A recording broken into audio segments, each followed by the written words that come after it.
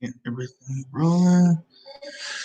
Greetings, salutations, and welcome to another episode of the Council of Kings podcast station. I am your regal host, once again, Prestigious G, coming to you live from YouTube with the Council of Kings podcast.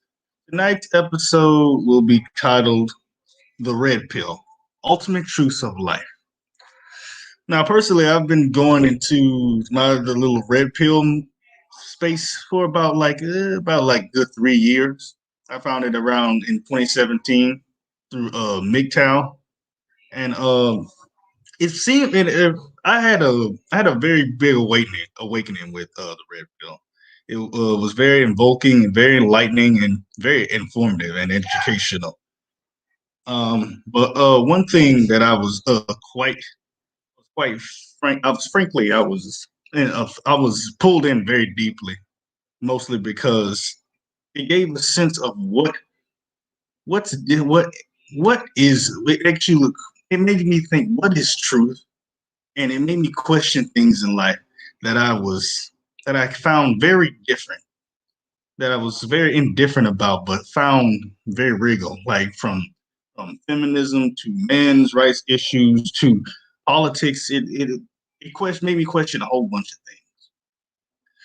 But I'm going to bring some people up here tonight, so we're going to have a big discussion about what red pill knowledge really is. Okay. Gentlemen, how you doing? How you doing this evening? Nice to meet you. Doing good. So, all right. So, as I found the red pill about 3 years ago. It was, and so I found it, frankly, due to, I was in college. I was dealing with growing. I was coming into age. I was trying to figure out who I was. I was trying to figure out how with ladies and everything. And, I found it through MGTOW, and I found out and realized that red pill, it's a little more concrete and sporadic than just trying to find a date or find a woman. It's more about the improvement of oneself and physically and mentally. So my first question to you guys is, before I ask the question, I want to also give a special shout out to Mr. MGTOW. He's our special guest today. Thanks, man. Right. I'm glad to be here. Thank you, bro. But my first question to you guys is, what, in your definition, is red pill knowledge? And since Godfather was up here first, I'll let him take the floor and answer the question. Okay, my definition of red pill, because I'm new to this. I'm still learning. I'm still coming in the age of it all because I just been doing my research, so I have mixed reviews on red pill. But I'm gonna start off by saying my definition of red pill is just basically the better enlightenment of oneself. How a person can go from being basically a beta male or to a omega. I mean, basically going to a beta male, being an alpha male. Just basically self-improvement. And that's just how I feel about it. Just ways to better oneself. All right. Bible, what do you got for the panel? Basically kind of what Godfather said. It's self-improvement. That's basically what it is. It's self-improvement and a better understanding of the world around you. Very good. That's very good points, man. Okay, and we have the guest for tonight, Mr. MGTOW. What is your definition? Is it true, man? The red pill comes from the movie The Matrix, when the guy takes the red pill and sees the reality. The reality is completely different from what it actually is. So it's a change in awareness, a change in perspective, a change of pretty much your fundamental way of seeing life. So once you take the red pill, you pretty much can't go back because you start seeing things for what they really are, like you were mentioning in terms of politics, life in general, women. So it's a complete change in a man's life, and I believe that's what being red pilled is. Once you start like living that change and experimenting those changes in your brain. I think it's a huge thing. Oh yeah, it's like it's very mind blowing. It was kind of an adrenaline rush for me when I realized all these different things occur in life. Like the thing about it is, a lot of people were like, "Oh, red pill is nothing more than misogyny, it's muscly." But these Yeah. guys on the internet talking about like, "Oh, they're just upset because they can't get women or all that." Like women only add like embody like 10% of what red pill knowledge is even about. True. I agree, because I was one of them people that thought that red pill was basically self-hatred of women, of dudes who couldn't get women, and a lot of other crazy shit, until I actually did my own personal Yeah. research. And it is an eye opener, because what I was going through, I was too much in la la land with a young lady, and I wish her the best. But after really, No, you don't. No, you don't. I wish her the best. Like, I don't hate her, you feel me? But after basically taking a step back and really paying attention to it and really understanding what it is and what's the point of it, I learned a lot. Mm. So yeah. My thing about going a little detail into that. MGTOW was Godfather spent literally 3 years calling me a misogynist for telling him about the red pill. Like I'm not even joking about that. Yeah, because basically the way I felt, and I still do feel this way, because a lot of dudes in the red pill community that I talk to, they are living the lifestyle. I'm beginning to live the lifestyle, but at the same token, it's like a bitter taste in their mouth towards women and a bunch of entitlement to certain stuff. And You you shouldn't understand? be like that though. Yeah, That's what it should. It teaches you not to be like that. The thing about it is that's the thing. Women just what they are. There's nothing you can really do about it. yeah, They and it's are a what lot they of are. dudes. Basically, a lot of these dudes that I talk to, that's red pill, like really deep down into it, they really hate women. There's a lot of stuff that they deal with. A lot of Well, emotions. There's a lot of Well, emotional. I don't think you call that red pill then. that's something that I don't even want to mention on here, which is Yeah, called. I'm I mean, gonna that's call the it first BP. stage. That's the first stage of being red pill, is the actual red pill rage. So you talk to a lot of Yeah. these guys that are actually really hurt and pissed off. So that's what you're hearing. It's just they're pissed off at all women because of what happened to them. yeah, That's because I got stage said one. to them, like I told them like a few days ago, like they were getting on my, like him and God, Bible and Mr. G, whatever his name is, kept getting on me. That's sad as hell. That's sad. You know what? I ain't even gonna go with you. Yeah, prestigious. I'm sorry, prestigious. Prestigious and Bible, me and them got into a huge debate because I just recently moved into my own place. I've been in there my own place for like 10 months as of now. And basically, I was explaining to them that I deal with a lot of different women, but I don't get attached to them, and all I do is I have sex and I go about my day. And yeah, There's nothing wrong with having. There's nothing wrong with having sex, but the thing we told you is don't make sex your entire life. it's Effort. not my entire life, but I'm just saying for the meantime, because I'm not looking to be tied down. I'm just mingling, having a little fun, and going about my day. It is not knocking me off my purpose. And I felt that y'all were trying to basically belittle me because I'm We're sitting not around here. belittling you. Yeah, I Yeah, didn't no, say I wouldn't. No, I wouldn't do that to nobody. We're not belittling you. We're telling you to have standards with the type of Yeah, women that you deal with. yeah, What's the but point of you having sex with basic ass broads? I'm asking the question. What and do on y'all top of that, I think that's a lack of self-respect as well. know? Yeah. Because I wanted to ask y'all one serious question. What do y'all consider a high quality woman? Because if I consider a A high woman quality that's with your program is a high quality woman. okay, no, that's not what I say. I have a different mindset when it comes to dealing with when it comes to women. My mindset is like this: if I'm with this girl, Somebody's got feedback in the background. I'm in my car sitting down, so that ain't good. So if I'm sitting here talking to this young lady and I can actually hold a conversation with this young lady's on her grind. This young lady's trying to make something out of her life. All right, well, you're gonna have to chill with the background, man. Or you can mute yourself. Huh? Continue, Godfather. Okay, I'm the type of person that if I can have a conversation with you and I feel like you're on your purpose, you're doing what you need to do to better yourself. You're not out here wilding out, being stupid. I feel like I can probably deal with you. And that's the type of women I attract. But here's the thing. I've been attracting more women that's been on a purpose, that's been doing them. But a lot of people consider them lower standard women or not beautiful women because they don't I mean they're fat or they feel like they don't look good in the face, they're not thick and have big booties and stuff like that. And it's not always about that. It's the fact of the matter is that these young ladies are on their grind, they're doing what they have to do. They're doing everything to make sure they better themselves and better the people around them. And you feel me? Ah, And a lot of a lot of men don't do that. well, but the thing about it is it's not knocking what you want. If that's what you want, that's what you want. My thing about it is be cognizant of the women that you're dealing with. Yeah, like I know the difference between a woman and a thought. Don't get me wrong. You don't give the same respect to thoughts that you give to a lady. That's what I said. I've been knew that, but I'm just saying I know the difference of what a good quality woman and a thought.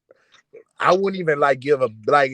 Here's the thing, but I can start a conversation with a girl, and I can get her talking about sex or get her talking about what all she wants to do and stuff like that. I know I can't be with her because I'm gonna imagine how many other dudes she did this to. Let's go into the first subject: female nature. Now, female nature is basically the woman's organic biological mindset. Basically, how she's raised and bred to act. Now, the one aspect I want to talk about tonight with female nature is hypergamy. Now, hypergamy is basically defined as being involved with someone who is of a higher economical or sexual market value than you. So whether it be for long-term or short-term commitment. And hypergamy is basically and hypergamy is very shown by Kevin Samuels, definitely. He explains how Kevin Samuels actually states that women should, participate in that hypergamy at a younger age, because that's when they use it. That's when it's more potent for them to use it. Now, my thing about it is, Donovan Sharp a few days ago, he gave it was something really different. He gave two versions of hypergamy. I forgot which. I think I forgot one of them. He says I think he's called genetic. He said his genetic hypergamy and provider hypergamy. Now, genetic hypergamy, I think he said it was basically you basically dealing with somebody for strictly a sexual or sexual, what's it called, bragging rights. Basically, a woman would be like, "Hey, I had sex with this 6'3" muscly guy, because my boyfriend basically can't get it up." And basically he states that if given the opportunity, she would leave her boyfriend for that guy. Does anyone disagree? True, that happens a lot. Yep, that's facts. Can you say that again? Basically, I was explaining genetic hypergamy from Donovan Sharp. Basically, if a woman meets a guy who is more sexually what's the word? Yeah, sexually attractive than her current boyfriend, she will leave him. She will quote unquote monkey branch and go to that guy. It depends on the type of woman she is. That is true. Well, I mean, if she's leaving her current boy, if she's leaving her, well, let's hypothetically say her current boyfriend makes like $70,000 a year. Who's got a back echo? Is that you, Bobby? No. Okay. If her current boyfriend makes $70,000 a year, has his own place, and plays half of the bill, she wants to cheat on him with a guy who is more sexually applicable than her current boyfriend. She will basically leave her current boyfriend from that guy. Well, it depends on the type of woman she is. Not every woman's going to do that. Yeah, It that's true. depends on her morals and standards and everything. Well, yeah, if she's doing that, she's not very virtuous. Yeah. Okay, I agree with. I agree. Let me say, I agree with prestigious because I done seen it happen a numerous amount of times.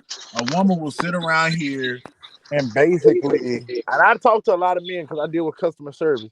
A woman will sit around here and feel like she wants excitement or she wants something different and will cheat and fuck over her husband and basically leave him and then come back to him. He will accept her back because he's so much in love with her after she done got donkey fucked and cheated on by this big muscular dude.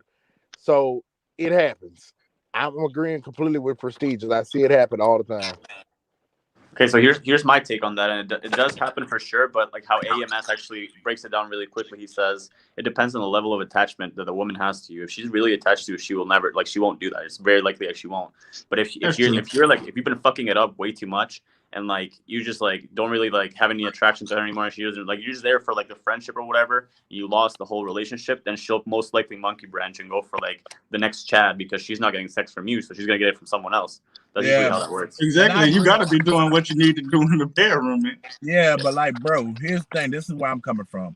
Like, they were always. I remember my dad told me when a woman cheats on a man, it's way different from when a man cheats on a woman. Yeah, that's true. Because a man is cheating just out of the prestige of he's trying to get some new coochie. But when a woman cheats, it's mental. It's more that she didn't checked out and she has mentally connected with this dude in some shape, form, or fashion, and she has mentally checked out of the relationship or the marriage that she is with her significant other. And that actually goes with the 80-20 rule after you finish what I'm going to talk about that. And like he explained to me when I was growing up, he also told me that a woman is more emotional and more prone. So when she cheats, she's cheating out of emotion. And it ain't the fact that you fucking up or anything. She wants, sometimes these women want excitement. They want a dude that's mysterious and all that stuff. And like, I understand what Bible was saying. It's all about the level of attachment of a woman, but it's not true. Sometimes a woman just wants excitement and will do anything to get excitement, or just she'll basically fuck over a few people to get what she wants. It's in their nature. Well, that goes. Wait, elaborate on that one a little bit. What do you mean? Yeah, it's kind of in their nature. When a woman, like, have you ever seen, I'm supposed to say this without being a sexist or being a dick. Basically, when it comes to dealing with females and stuff like that, women are more prone to do some shit out of emotion. And because they're so emotional, they're not going to really think about it. You understand what I'm trying to say? I understand that. They're going to basically go off emotion, even though it's going to cause a cataclysmic reaction. Like she might end up getting this dude beat up or shot or whatever. Because I didn't been put in a situation like I'm dealing with a girl, she got a boyfriend, and he going to call my phone acting a damn fool. And yeah, he became a simp. Yeah, he became a pussy whip simp. Yeah, and basically I keep a gun, so he ain't gonna do me nothing. So basically, I learned that it's in their nature. Even it's like they're so emotional they don't think. They let their emotions cloud their judgment. Like they can have gold at home, but have shit out in the street. They will eat that. They'll go rather be with shit than be with the gold at home. If you understand what I'm trying to say. Well, that depends on how she values herself. She thinks all she's valuable is shit. It's not about value. Yeah, no, but like what you're referring to is that hypergamy doesn't sleep, and that's true. Hypergamy never sleeps. It never sleeps. Never.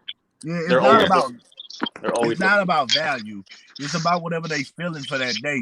Because I didn't see women and talk to a lot of young women. Like that's even women in their 30s. They say sometimes they want to deal with a man their age, sometimes they want to deal with a man older. But a lot of these hoes are just fucking stupid. And it's sad to say it's just like that. They just stupid. There's a difference between a hoe and a lady. Yeah, but it's like these young ladies or these young females are just stupid. They are, how I'm supposed to say, they're immature and they just let a lot of their emotions just ruin everything. Mick, what were you trying to say? Oh no, I was referring to that. There's truth in both statements. I mean, that they're always looking. Like no matter if she's like in love with the guy, she's always looking for the upgrade. Like naturally, she's always gonna be looking for like a better deal, the better thing, the taller guy, the hotter dude. Yeah, Like all this shit. because I Yeah. like my. Oh, I hold on, Godfather. He's still talking. But not only that, I mean, yeah, she's always looking for like the better deal. But I also came to realize that, I mean, when I had a girlfriend for like 7 years, like with the stage when I was like, I controlled her emotions to the point where she would like, there was a really like famous guy who was hitting on her and she turned him down for me. But that's because I was controlling her emotions to the point where she was completely hooked. When I lost my touch, that's when like, it ended and I went to the RedPill and all this shit. But if you have her hooked, like super fucking hooked, if you're like, because girls run on emotions, right? So if you are like her dealer, you're right, you're constantly her dealer, then she'll be loyal to you for that time, right? Like they're not loyal. Like hoes are not loyal, especially not this year. But she'll be loyal to you for that time being. Is what I'm trying to say. So it's possible for a certain amount of time. She's never yours. It's just your turn. Exactly. Yes. And like, bro, and like, I'm gonna throw out a little bit of my personal information because Bible and Prestige don't know this. My father worked was a DJ at a gentleman's club. He worked at a bunch of clubs. He was a DJ, and he explained to me how everything works with women and how it's basically seduction and everything, how women operate. And I'm gonna keep it real. Me being young and foolish and naive, yeah, I fell into the trap a couple times when it comes to women. But at the end of the day, it never really was a bad fall or bad. I just wasted time. You understand? And my emotions really wasn't there when it came to certain women. But like, I remember something else he told me growing up. He told me, son, a woman, a woman, like, and it's a meme now, but he's told it so. It was not like, this is not precisely what he said in the range. A woman will never say no to a man with a 6-figure house or a 6-figure income. He told me stack my bread up and don't cuff these hoes and don't cuff no woman. Let her come to you, because at the end of the day, I remember it like what he said. Women are always looking for the next best thing, and he said never think that you are the only one she talks to. There is some dude in her phone that she said is her friend, best friend, brother, or some dude that she calls her uncle or some shit. That's basically, he's gonna basically, when you fuck up, he's gonna be fucking your girl, and she knows damn near everything about the relationship that you and him. You feel me? That's facts.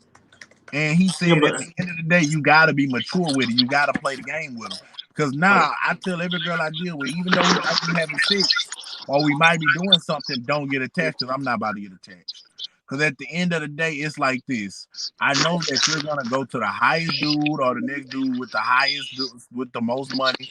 And I don't have time to put my emotions or try to be emotionally invested in you. Because I know for a fact it's prone. You're gonna go to the next dude with the higher value or whatever the fuck you want at that time. You feel me? I mean, that's basically what hypergamy is. Because I didn't see. That's something you can't really get upset with about. That's that. And I was trying to talk about the 80-20 rule. Like basically, a lot of chicks will fuck up a lot of people in general fuck up their relationships because of 20% of what they don't get in a relationship, while they're getting the 80% of what they already have or what they need. Yeah, and Prestige, I'm about to say this too. A lot of these women, like especially in our generation, because I don't know how old is Mr. The special guest. If I may ask, how 27. 27. Okay, I'm 24. And basically, I didn't peep game to a lot of stuff when it comes to dealing with women. I just know that women are the most manipulative creatures on this earth. They know how to manipulate a situation into their own benefit. Because I didn't know plenty of women that done cheated on their husband and everything, and everybody gives them like a reward. Like they try to comfort them, and I'm like, bro, why are you comforting them for being a hoe or cheating on or destroying another human being's life? And it's just something about it, and I don't understand that, because I didn't seen a lot of women that I didn't talk to that didn't cheated on their boyfriend, and some of them I even slept with. and I can't trust him because as a player, I know for a fact if you'll cheat on him, you'll cheat on me if we ever get serious. So let me just stick to what I know better. Let me just stick to putting it down and going about my day and not inviting you over to my house, coming to your house. You understand? So yeah, it's very manipulative. Let me just say that. Think about it. Like I say, hypergamy don't give a shit.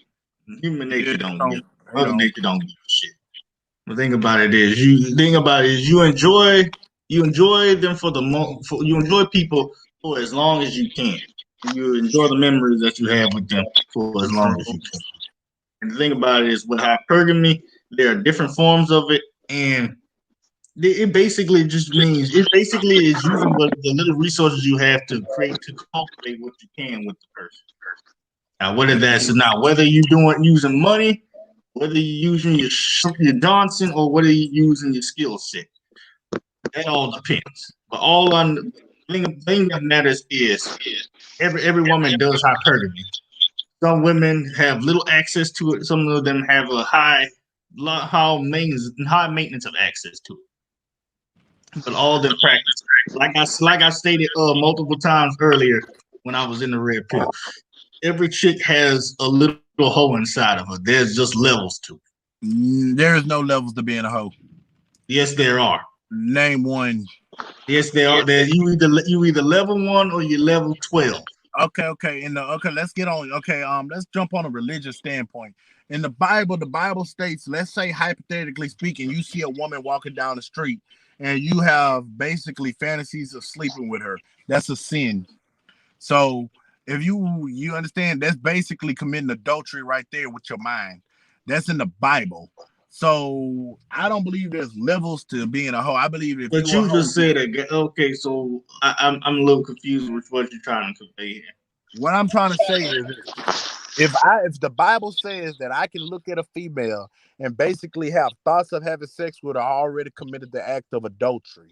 You understand? So what does that have to do with the levels of?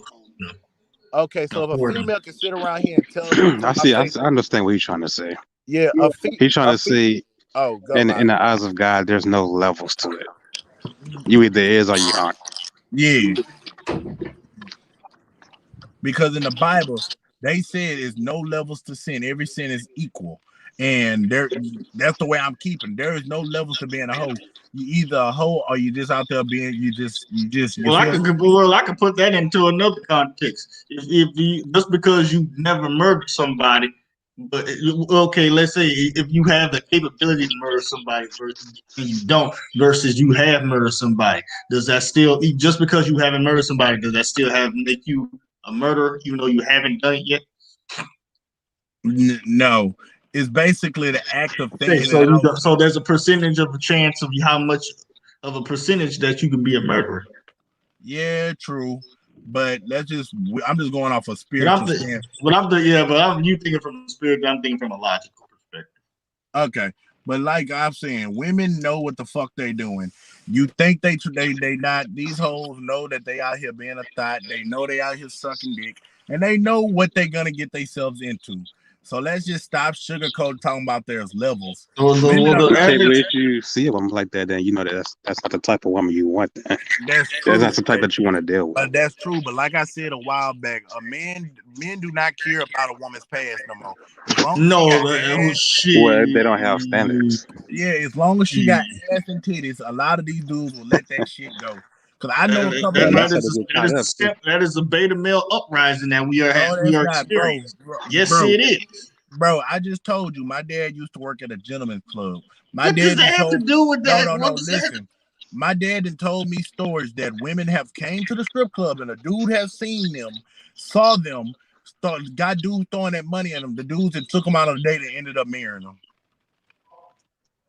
Yeah, that guy had some very pathetic standards in my opinion. So men do not give a fuck about how. Do you think the dude that married? Do you think the dude that married Brittany Reiner or Mila Khalifa is a guy of pretty decent standards? And that's what I'm asking all of you guys. May I ask a question? May I say this? One of them is a doctor. That don't mean that. Exactly. I was just about to say that. If he ain't, he got his shit together. He can get any woman he want, but he just want that specific woman. Like, dudes do not give a fuck about that. A lot of dudes will sit around here. Yeah, dudes in this generation don't have standards. I'm not gonna say it's not having standards. It's just these dudes. It does have anything to do with standards. This is why you have a lot of big old fat chicks thinking that dudes can do whatever they do. This is why you have fat chicks wanting 6'4" fucking supermodels. Yeah, but they getting these 6'4", 6'4". I mean 6'4" supermodels. So you gotta like. Yeah, but like, they probably will get some poom from them, but they ain't gonna get them to commit. Yeah, that's true. Like, bro, dudes, I know dudes will fuck anything nowadays. Dudes do not give a fuck about all that, bro. I'm just speaking facts. But it's I still feel like it has something to do with standard. But we'll put a little pin in that one. My next subject I was going to talk about is alpha fucks, beta bucks. If Mr. MGTOW, if you had anything to contribute to that one. Well, before I start, there's a few things. I mean, there's a phrase that says that women are the gatekeepers of sex and men are the gatekeepers of relationships. So when it comes to actual relationships, then men are actually way pickier than you give credit. Like, you give men credit for, because like men are super picky when it comes to like actually getting a girlfriend, because she's gotta like not be a thought. But we fuck anything. That's true. Yeah, yeah, you're right about that. That's kind of it's a little sad. But the thing about it is, guys, this is one thing chicks don't understand what men would say. Women have the ability to sleep with, technically, almost to the degree, have sex with whoever they want to. Men, we have sex with whoever we can. Exactly. I've been saying that. Yeah. Elaborate. I've been saying women fuck who they want, men fuck who they can. Just off the strength of women women hold the key to sex, and dudes will do anything in the world to fuck them. Like, bro, called testosterone. Yeah, it's like they don't give a damn. They will sit around here and blow their whole goddamn chick just so they can basically get a taste of the poon. Even though the pussy might be. I want to hold on before you finish that. I want to do. This literally pisses me the hell off. We are in a damn pandemic, and dudes are literally throwing their hard-earned cash to chicks on OnlyFans. That shit is pathetic. That's really sad. Well, Simpsons. Yeah, but bro, like, I can't lie. Like, how the fuck you gonna put food on your table when you giving it to another broad? You make a lot of money. I make a lot of money, but like I said, at the end of the day, like, I'm gonna just say it like this: men are not above paying for sex no more. Because sex is not free. Pussy ain't free. I'm gonna just keep it real. You might think it is, but time is money. If you lay up with this girl and you spend all day with her, you done lost some money. I get paid. I wanna laugh at you a little bit, Godfather. I'm not. No. I'm gonna keep it real. If I didn't put $10 in my gas tank to go see this hoe, I didn't pay for the pussy. If I sit around here, I know Mr. MGTOW doesn't know you personally, but I know some of the stuff you did done for. So but we all pay though. We all pay. We pay with time. We pay with energy. We pay with attention. For real.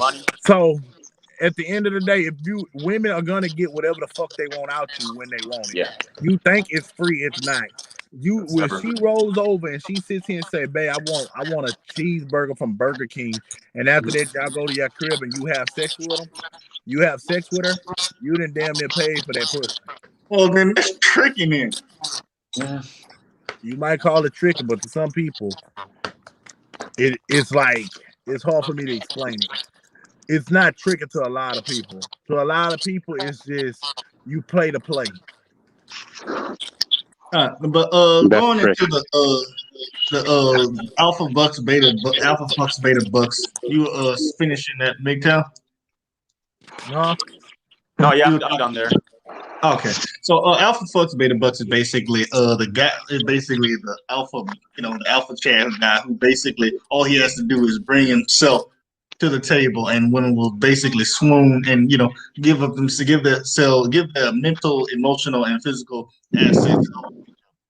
Okay, Hold on. Whereas Beta Bucks is basically the guy who has to hand over his, maybe tangible assets such as money. He'll have to, fix if he's a handy man, he'll have to fix something for her just to get something out of her. A date, even not even ask a date, like. And the thing about it is, I tell guys don't. I think one of you guys got it. Okay, can I say something? Well, There is hold on. no Let such me thing as a beta book or an alpha book. Oh my God! No, You're can I letting elaborate? you letting that blue pill stuff get to you again. You're letting it fall into you. Can I say something? Like we just said, pussy is not free. There is nothing. You think this alpha male is not losing something in the beginning? He's losing a lot. You just Yeah, don't. alpha always pays as well. Yeah, alphas pay also as well. I know, dude. You gotta. It costs to pay. Hey, hold on. Well, MGTOW, explain to me a little bit about that. Well, Chad is still gonna have to pay with attention, time, or anything. Like even if the girl is bringing a lot of like pussy to the table, he's still gotta like listen to her bullshit. At the end of the For day. real, because you True. think and like Jeff. I mean, not Prestige. Let me say this. Oh my! You silly! Yes, you'll strike one. Yeah, Prestige. Let me say this. You think that he ain't paying. He's paying in some shape, form, or fashion. Because the way it is, you think that she's shelling out a lot. No, she's basically shelling out low of the crop. Women know what the hell they doing. It's like a manipulation thing. She's gonna basically shell out the most cheapest, most easiest commodities. Some basic. Well, my thing about it is, let me ask you a question. Do you Hold think on a it's minute. do you think a chick who is a single mother of three who's been a pass around in college? Do you think she has as much as she has the right to do it? Do you think it's a little hypocritical that she's asking for specific standards from the guys that made her a single mom? No, she doesn't give a like. It's hard for me So to that's not explain. hypocritical. Say it again. Is it hypocritical that a single mom of three who's been on the car carousel asking for specific standards that she didn't ask for from the guys that made her a single mom? That's true, but it's hypocritical. But at the end of the day, there's nothing you can do about it. You could I probably never stay the said there's fuck. anything that was. Well, I just Yeah, not going to deal with her. yeah. You could probably just stay the fuck away from her. But like I was trying to explain, because I'm at work and I'm also trying to pay attention to everything. Basically, I'm gonna just say it like this: a woman, basically, if you born with a vagina, you have it on easy. You can get away with anything. You can just about do anything and say whatever the fuck you want. And society outlook is, oh, she's a woman, she's scorned, she's hurt. But if you a dude and you say some dumb shit or do some dumb shit, society will fry your ass. And like I said, pussy ain't free. The vagina is shaped like a fucking wallet. You sitting around here thinking that you gonna it's shaped like a fucking wallet. Bro, I met a woman right now. She got 3 kids with 3 different dudes. And I guarantee she's shelling out and getting money from each and every one of the motherfuckers and sleeping around still doing whatever the fuck she wants. So $40 is $40. nah, Well, bro. in that case, none of them got Bro. standards, Let me man. explain how this shit Exactly. really works. Let me explain how this works. I'm sorry for all the cursing because I was just playing the video game. I'm at work trying to play this Xbox. I got a portable You Xbox. at damn work. What the hell are you playing freaking video games for? Oh, because they told me to buy anything I need to keep me up at this damn job. So basically, I'm getting paid $15 an hour to sit on my ass and play Nintendo. So basically, what I was saying was, when it comes to dealing with women, you have to understand alpha males pay all the time with emotion, time, and energy, because he's damn near not always going to be able to her to come over to his crib. He's going to have to go to her. Sometimes he's going to have to spend $30 and $40 to fill up that tank and bring food over, because these hoes is just not going to let you fuck for free. Well, my question is, which one would you rather pay for it, with your attention or money? I rather pay for it with attention, but my attention is money. Because the last time I checked, I get paid hourly, and my attention pays me. You feel me? Yeah, it really depends on how much you value your own time. For real. Mhm. Because at the end of the Mhm. day, women are just gonna. It's just as easy for them. Everything is on easy mode for them. Yeah, they have it hard on some aspect, but not all. The feminists will say you're a liar for saying that. Bullshit. Yeah. Women, let me tell you something. Section 8 housing in Louisiana is more prone towards women, not for helping men. I work for a I security don't even firm. know any man who got Section 8. That's what I'm saying. I'm sitting Yeah. here. I do security. I see more homeless men than I ever see homeless women. And I'm across the street right now looking Well, at the homeless I shelter. mean, women are three times more likely to get some sort of government assistance than men. So there's that. So yeah, I wouldn't say it's on easy mode, but yeah, there are some double standards and favoritism put in the litigious system. Yeah, because at the end of the day, I'm gonna keep saying it.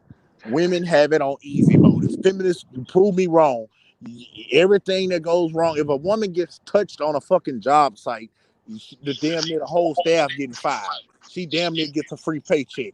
If a woman scream out rape, even if this dude didn't even rape her, this dude is getting convicted and getting shamed for the rest of his life. So, you understand what I'm trying to say? Yeah, absolutely.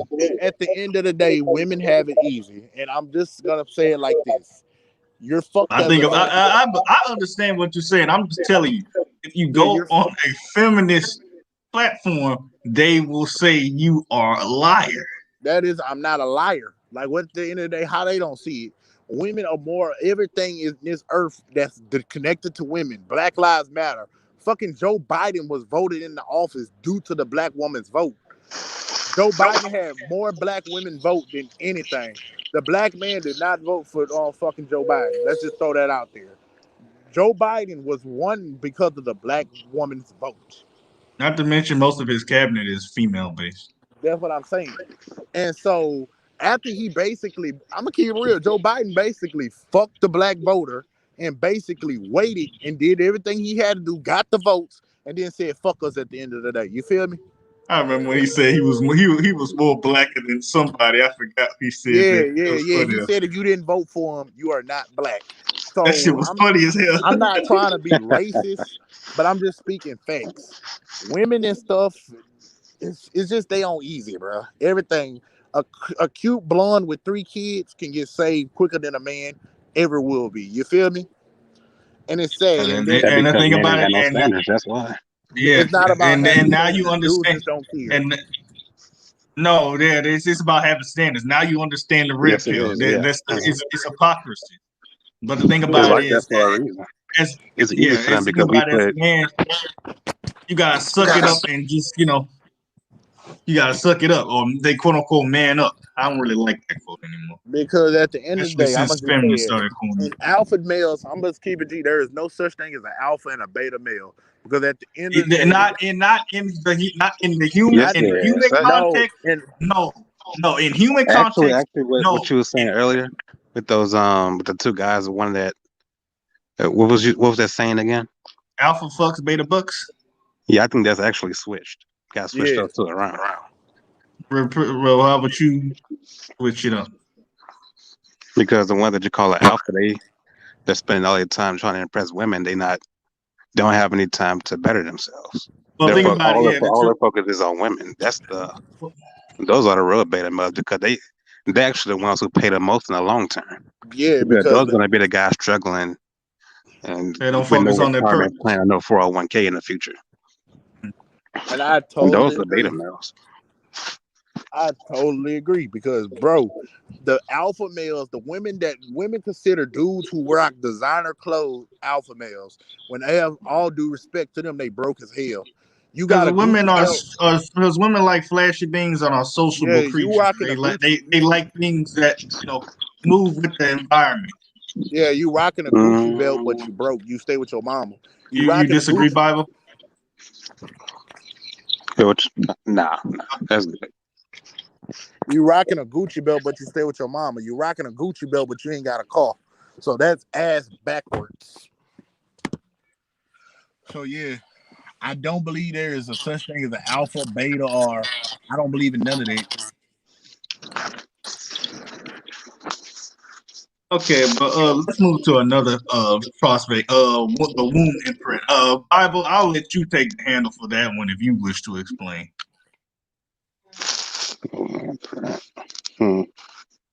I'll let somebody else go first on that one. No, All right, I don't really know much.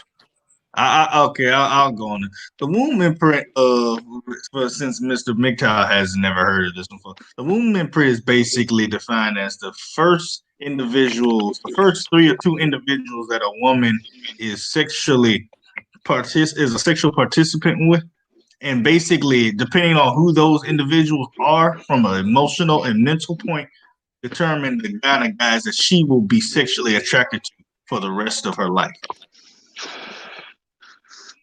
So basically, hypothetically, if she was dealing with, a cocaine, she had sex with two cocaine sniffing chads, she's probably gonna like, this dude that likes to, likes to be in and out of jail and sell weed on the side while working at McDonald's on the side.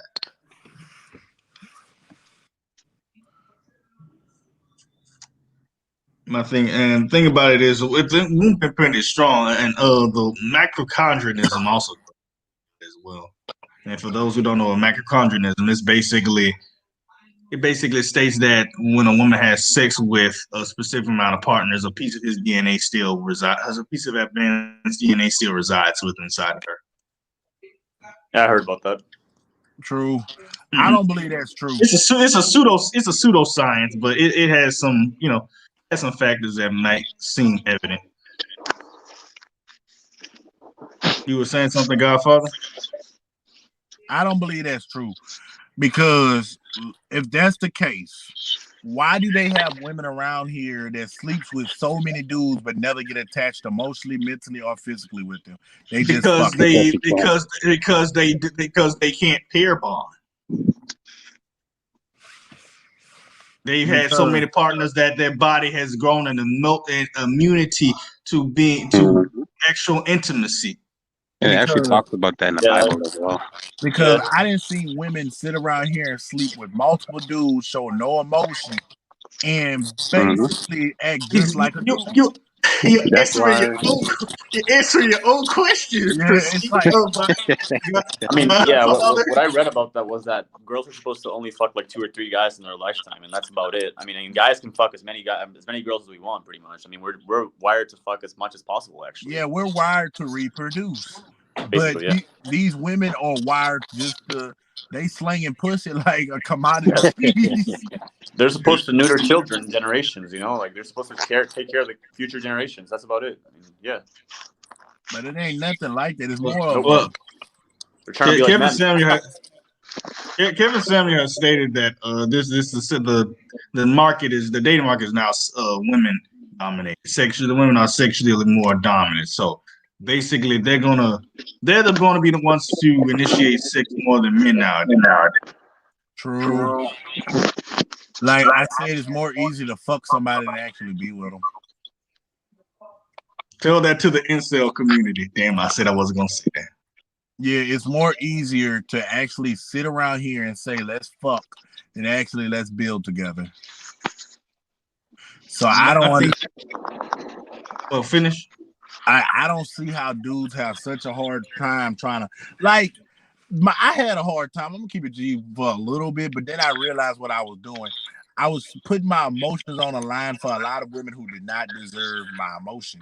They only deserved my penis. You don't deserve me to be nice to you. You deserve for me to sit here and say, well, what I gotta do to get into that pussy. You feel me?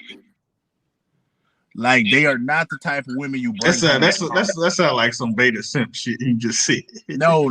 You don't deserve what I gotta do to get in that pussy, girl. No, like let's keep it real. If we gonna talk about men shelling out money for pussy, I'd rather be direct with it. I'd rather you tell me what I gotta do and how much I gotta shell out than leave me about my day. Because at the end of the day, let's not. You want to be a trick? Let's not. Yeah. That's basically tricking my ass. But at the end of the day, let's keep it real. most millionaires, I'm gonna say that most men out here will rather a woman just tell them what they gotta do than sit around here and get all emotional, get all attached to them, and then they get fucked over.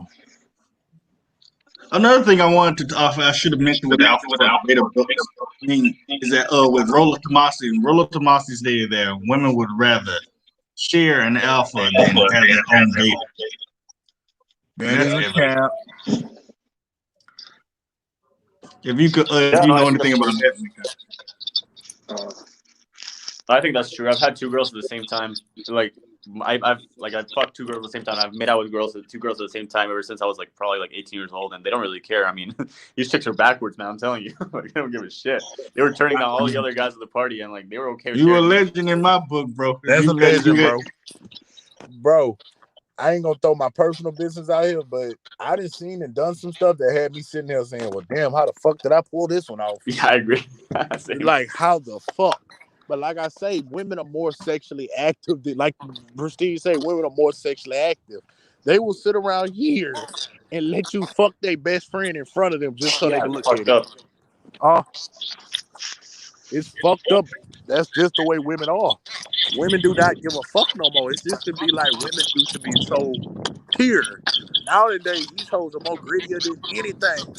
Man, if their best friends like you, that's pretty much an indication that she likes you, because you know how they work, right? With the whole hive mind thing. It's like, well, if they like you, then I like you, and what the fuck? I said that one time. I was talking to one of my friends one time because he was disagreeing with. I told him, if you go up to a group of women and you pick out a specific woman and ask her out for a phone number, and she says no, if you try to go and talk to her friends, that time 7 times out of 10, they're probably going to say no too. That's facts, yeah. Straight facts. Because I'm going to say it like this. Women nowadays, and I don't mean to be an asshole, but it's just nowadays it's so easy to fuck a girl. It's so easy to fuck. It's so easy. It's too easy. Think about it is a lot. This is what I like. Big Chow was talking about earlier about red pill rage. A lot of dudes they get upset when you find out that when you don't have options, or when you're a guy who doesn't have that many women at his disposal, women don't want to have anything to do with you. But if you're a guy who has multiple women, you're a quote unquote whore.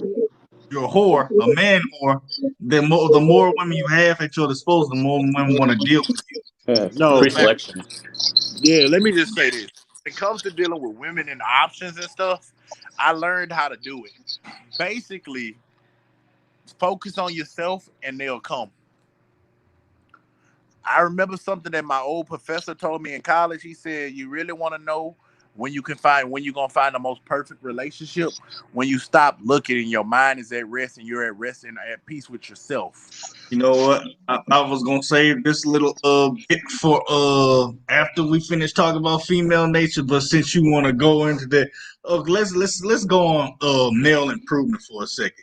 So I'm gonna the male improvement aspect of the red pill. We'll come back to female nature, but the male improvement aspect of red pill is basically trying to find out what improvements you can make in your life to create the best version of the life that you wish to create and fruition.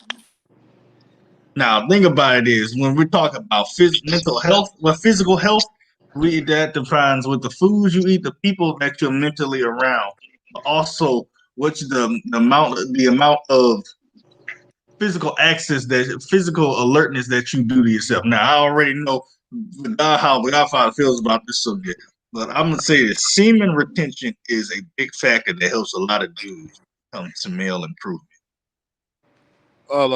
No. Yeah, yes. Mikta, have you ever heard of that before? I've tried it, yeah, but I mean, I have my mixed feelings about that for sure. Yeah. I'm at. All I know is I'm at 70. I'm at 77 days, and I feel like I can feel like I can run. I can run head first into a bulldozer and break that bitch in half. Wow. Yeah, and I work out like 5 days a week. So. That's not really any much. It helps also helps too. It helps. It really does. It's good. I You think wake up every morning with physical. You wake You wake up every morning with energy. You got the energy to do stuff. You got the mental capacity. And the thing about it is, the less you actually think about it, actually it helps you with it because a lot of dudes really need to stop watching porn. Shit on good. All I'm gonna say is this: when it comes to women, stuff like that, bruh, I was We're just not talking about. We're talking about semen retention. yeah, semen retention. I'm saying, bro, how old are you? 23 years old, I guess. Have fun and enjoy life right now. Stop sitting around here all That the has nothing to do. no, listen, no. That has nothing to do with it. I understand what you're trying to do. You're trying to basically strengthen your core, strengthen yourself, and It improve. has nothing to do with that. That's only a small aspect of it. Yeah, you feel that semen retention will So when help. you say have fun, what you mean by that? Basically, I'm saying, Bone bitches. That's huh? all. Yeah, Bone broads. yeah, have some fun, bro. These women will live. If you meet a young So lady, you gonna waste your time doing that? it's not fucking up my purpose. I got my own house and everything. It's not You don't fucking up have your nothing. damn house. I got an apartment. It is what it is. It's my own place. What's the point of me sitting around here being upset? Like, what's the point of me sitting here wasting? Like, how am I supposed to put it? It's okay for me basically to fuck around and be a thought a little bit in my young age. You feel me? I never said there was anything wrong with that. Yeah, I have no kids. I have no significant reason. Not putting claims to no woman. And yeah, some days I do get bored, and some days, like I'm on Tinder right now talking to y'all. It's just having a little fun. You feel me? MGTOW, what's your whole premise on the And semen retention? I tried it for 30 days and it was fine. But then, dude, I mean, for me, like, I've actually gone monk mode before because I needed to really build my business up, and it worked. It was amazing. Going monk mode means like you don't really fuck a girl for like a specific amount of period. I recommend it to every guy, but I don't think it should be a permanent thing, personally, right? A Thank lot of you. dudes, Oh, a lot of no, dudes do it forever. I'm not doing it I'm not doing permanent. I'm just doing it because it's the summer right now, and I'm trying to get as much testosterone to make as much muscle Yeah. as I can right now.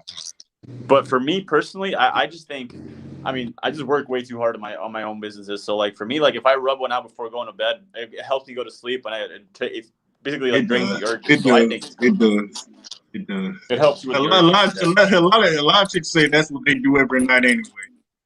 Saves me a lot of money. Thank you. I'll say that is one good benefit to masturbation. Save you money. You save a lot of money. And it's free. Yep. Yeah, I agree. Bruh. What about you, Bible? What's your whole premise of retention? Hmm. I'm not really sure about the health benefits of it or anything, but as far as helping you build up your self control and everything, I think that's good for that. Building up self control and basically being able to focus on other things. I understand completely. But yeah, and I'm gonna keep it G. The longest I ever went without having sex or busting a nut was 2 months. You are a horrible liar. 2 months, I promise you, 2 months. You're a horrible liar. You're a horrible liar. Okay, you don't have to believe me. I went 2 months without busting a nut. Okay, I'm lying. I only went a week. I not freaking knew you did. You can't lie to me. Yeah, I am perceived as fucking G. You don't disrespect me. yeah. It was like, Ain't bro, bullshit. I went 1 week and I was like, bro, why? It was like torture. And when I And, went, and you had the audacity to tell me you could go a whole month without eating meat. You know damn well you could. Yeah. But let's go to some sort of societal problems that Red Pill kind of addresses. One thing that Red Pill addresses that I'm happy when I found Ron Wills. He talked about this on his channel, paternity fraud. That shit's sick. That is for those who don't know what paternity fraud is. That's basically being cut into taking care of a kid that's not yours. That is true. Happens a lot. Yeah. The thing about it is a lot. That's some real sad shit. And even worst part about it is, you still lose money from doing it, and the problem is you don't get any recognition. That's why a lot of people don't like being step parents. Because there's very little, especially men. There's very little reward in doing it. And this is why a lot of chicks who call on Kevin Samuel's page are also delusional and such. Like chicks will literally call on there like, I want a man that makes 600,000 a year. Okay, well, I want a woman that doesn't have 3 kids. Oh well, you're not strong enough to handle me and my children. Your office wasn't strong enough to keep your fucking legs closed either. But yeah, bro. I'm gonna just say it like this: when it comes to dealing with women and stuff like that, that fraternity fraud crap happens more common than anything, and there's no way of stopping it. I'm gonna be realistic. There is no way that shit is gonna be stopped. There is a way to stop that. I don't think there is, in my personal opinion. I just think guys need to be smart and like actually take the DNA test, just to make sure. True. They need to make it mandatory. I don't know why they won't. Because they're talking about it's immoral and more unethical, and basically, how is it immoral and unethical? You calling a woman a hoe, basically. If she a hoe, she a hoe. So shit, like how do you? I think it's even worse when she doesn't even know who the freaking dad is. And you want to freaking talk about like somebody like if I said if I ever become a millionaire, I said there were 2 things I would do.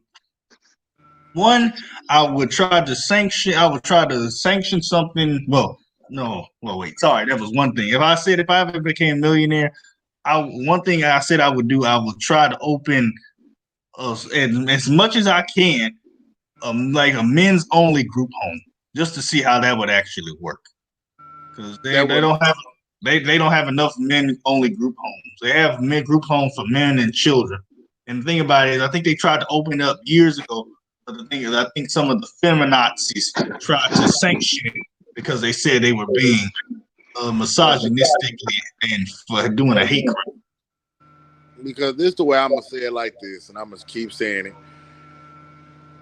it. Basically, that will never happen. Women have it on easy, men have it on hard. Shit, like. Why is it easy for them though? Because they're fucking women. Like, I'm saying that way. It wasn't always that way. Yeah, I'm not trying to be a sexist, but I'm being realistic. Like I keep saying, society outlook on women is women cannot do no wrong. They've been oppressed all their lives. They've been going through so much since the mid 80s. Like, you feel me? Like, they got a new program now. My son is a prince. Yeah, but what do you think the cause of that is? Like, what do you think caused that? I don't know. I don't know where it's coming from, but I feel like it's due to the media. Like, media is back. We live in a society where damn near anything is acceptable. So it's really hard for me to. Because human beings are stupid. Yeah, like in society, you can now put dudes in dresses, which is cool. If that's the way you rock, that's the way you rock. But now we got a new program that's coming out called My Son. It's still a little unnatural to me, but hey, I'm not gonna. Program coming out called My Son is a Yeah, dudes with wigs. I don't know. They got a new program called My Son is a Princess. So, what kind of NBC bullshit is that? Basically, prime time. No, it's a new thing that young men can now go in and dress up as any princess, Cinderella, whatever they want to do, as long as they feel comfortable. I feel bad for young kids. Yes. And stuff like this really actually makes me not want to have children. I agree. That's why I told my mother. For one thing, children, for one thing, nowadays, for a man, the thing about it is, they say, and I thought about this today, They say it takes a strong man to actually manage a family. I wouldn't say necessarily strong, but a very compassionate man. Because when you make a family, that's technically, as Bible has stated before, it's a burden, but it's also a duty because you're giving up your own assets and your own time and attention to give up to somebody else. It's noble, but I don't know. The thing about it is nowadays you looking at the pedigree of players that we have to deal with that men and women both have to pick from. I don't know if it seems really worth it to actually try to create a family or get married. I think it depends on if the person you are having kids with, your morals and everything match up. Well, some people have like as what's his name? I forgot. As Bobby Caldwell said in the song, "What you won't do for love." Some people go all around the world for love, but they may never find what they dream of. My grandmother told me one thing, and she was like, "Baby, if you ever in life find something like what she said, baby, if you ever come out of life and find one good friend or one good lover, you have accomplished something that some people and they will never do in their lifetime, have never done in their lifetime." And I completely understand what she meant by that. Because now that I'm a little wise, I'm a little mature, and I understand the game and I understand how shit really operates, I finally understood what she was telling me while growing up, talking about you have to protect your heart, you got to protect yourself, because I used to be a sucker for love. I'm going to just keep it real. I used to be that type of guy that used to defend women for everything. A woman could do no wrong in my books. Yeah, I know your ass was like that. You made me fucking sick. Yeah, I used to be like that until it took me a while to grow up, mature, and like she say, just basically come to the realization how shit really is. Cause like I used to call my grandmother, she used to say, "Baby, there is no love in this world. Be mature. Do not sit around here and think that these women love you. It's just your time. It's just your turn to deal with her and deal with her bullshit." You don't have to deal with it. Exactly. You don't have to. That's what I'm saying. You have to give women on your program and on You your have to learn how program to say only. no. Yeah, exactly. If a You have chick's to not have enough gonna flow, self-control to say no. if a chick's not gonna flow with your program, she's not worth having around. That's what I'm saying. That's real alpha shit. I'm pretty sure MGTOW probably has, he had two chicks, so I'm pretty sure he had, had chicks on his program all the time. Well, I'm going to tell you guys a little secret. I actually own a pretty much a fetish studio, so I employ women. I'm the owner, and I pretty much handle women. It sounds pretty rough, but I pretty much pimp a lot of them out. Not like how you were thinking. Sounds like you're a porn star, dude. Well, not really. I own a porn studio. Yeah, like I'm partners with Pornhub. Can't really tell you the studio right now. If you want to, like, you can DM me. I can tell you which one it is. But I deal with women every single day, and like they all respect me, and they have to. I keep them all in check. So, and this all happened because I was initially a pickup artist. Like I love picking up girls and shit. I did it all the time, and I realized I was pretty good at it. So I was like, all right, I'm just gonna monetize the fuck out of this. If I'm not gonna like go out there and like teach guys how to like pick up girls, because I don't want to do that. It's too cringy. What I'm gonna do is I'm gonna actually do it myself, and then I found I was pretty like good at convincing girls to do whatever I wanted. So I'm like, all right, I'm gonna make all these chicks sit on my face because that's what I do for a living. And dude, it's just girls that I just met. I'm like, look, I'll pay you $200 right now. This is my website. This is what I do, and I'm not ashamed. I'm not ashamed of my fetish, like my fetishes and all this shit, and of what I do. So they get with a program. They're like, all right, I'm gonna sit on your face, even though I don't know you. I already feel comfortable with you. So they do it, and I make money, and it's great. Okay, bro, I need to talk to you. I need some pointers. Because I just deal with way too many girls, dude. I mean, it's just they're all the fucking same. Like you just treat them all the same. You treat them all, like just little girls, and just they all respect you. That's this. I think if they respect you, that's all you need, really. Like you don't. Hey, really what's your ID, bro? My what? My what IG? Yeah, your I'll send it. I'll send it. Yeah. I'll send it to you. I'll send it to You can you. find me as Mr. MGTOW, but yeah, it's a fun fact. I mean, girls, once you really know how to like deal with them and all that, I mean, eventually you can do these kind of things where you like, a lot of them have like subscription services for my website, and they just all send me content daily, sending me content. And if they stop sending me the content, they know the money's gonna stop coming. So like, they're always trying to keep themselves in check. So it's good shit. Bruh. Yeah. Okay, that is interesting as fuck. Yeah, I'll elaborate more on that if you guys want, but it's the 2 cents on that.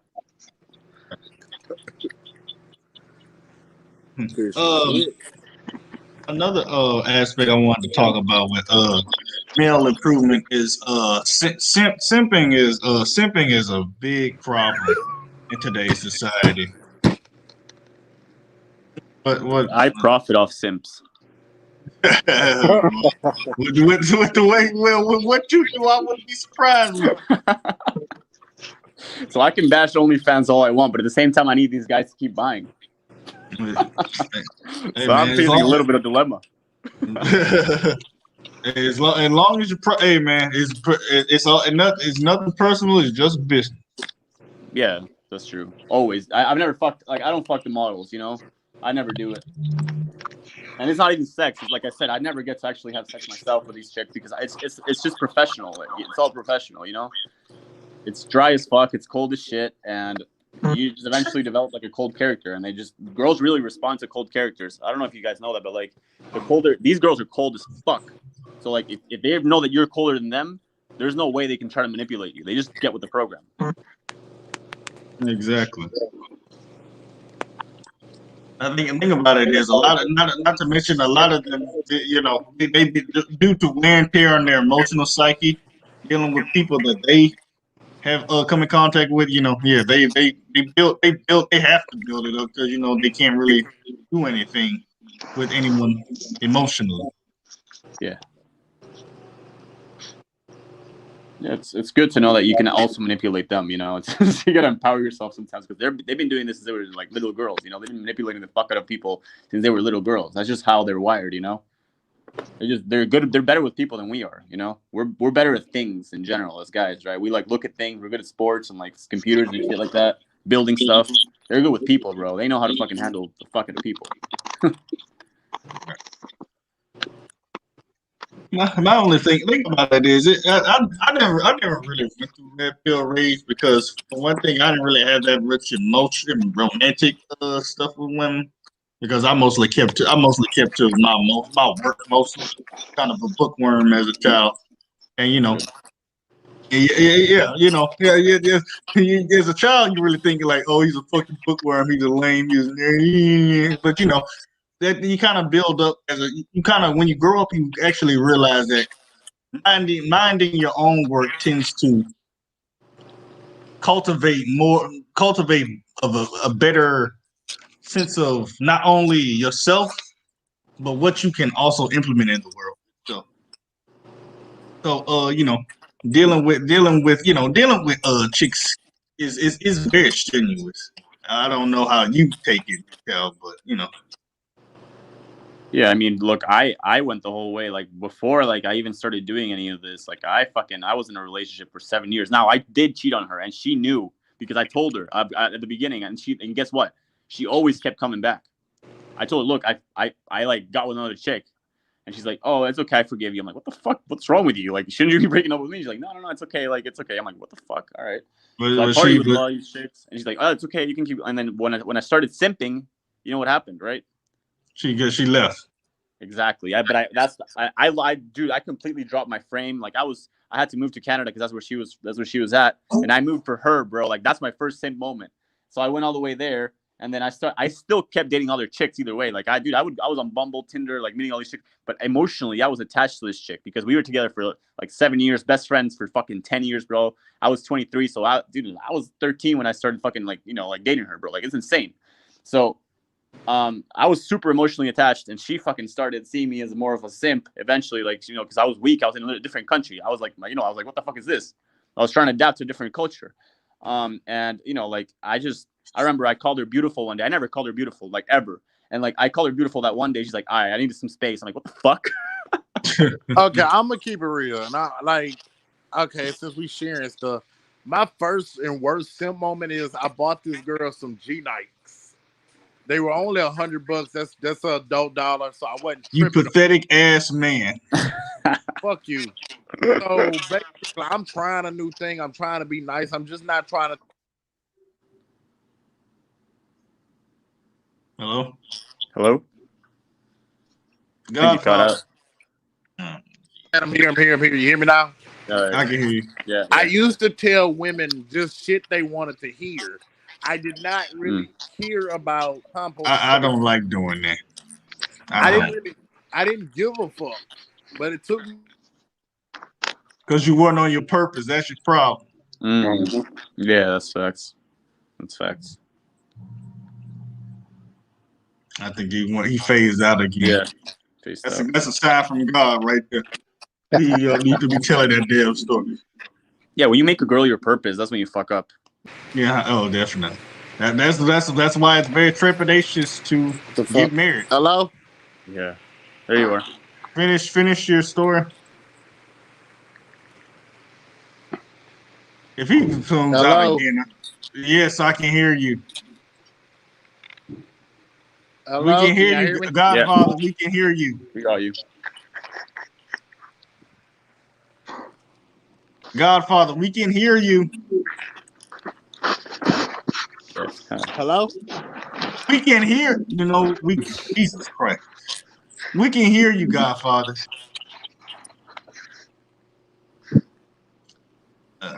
He'll have to come back in. But yeah. Coming in from stories, thing about it is, women to a degree aren't really complicated. Their emotions are not very complicated to understand, but figuring out how to maneuver Hello? with their. We can hear you for the last time.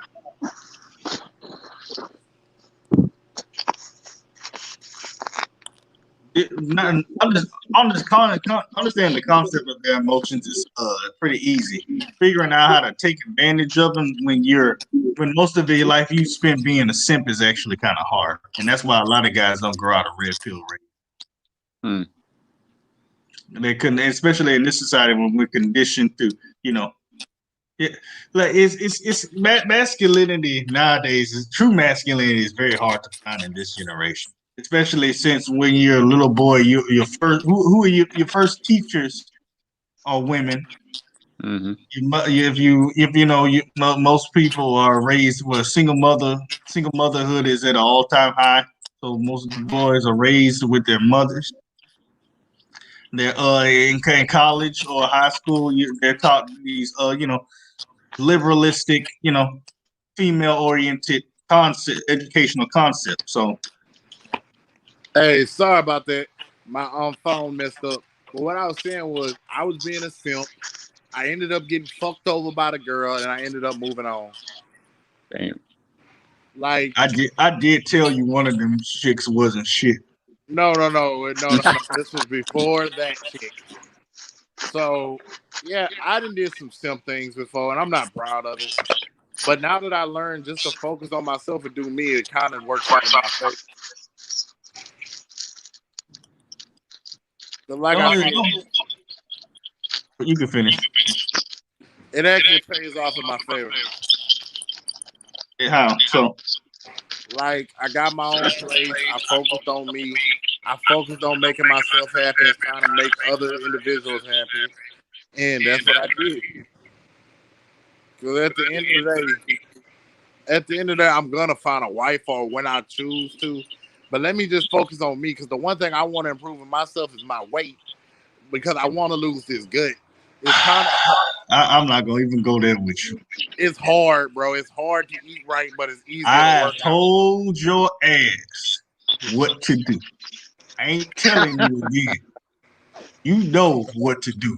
I have literally made you a meal plan, and you have not stuck to it.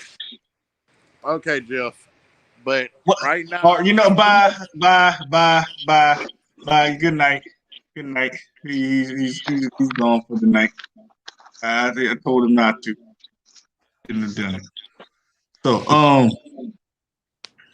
anyways, going back to let's talk about the pros and cons of the red pill. My thing about one of the cons of the red pill is that soaking up too much of that content can be mentally strenuous.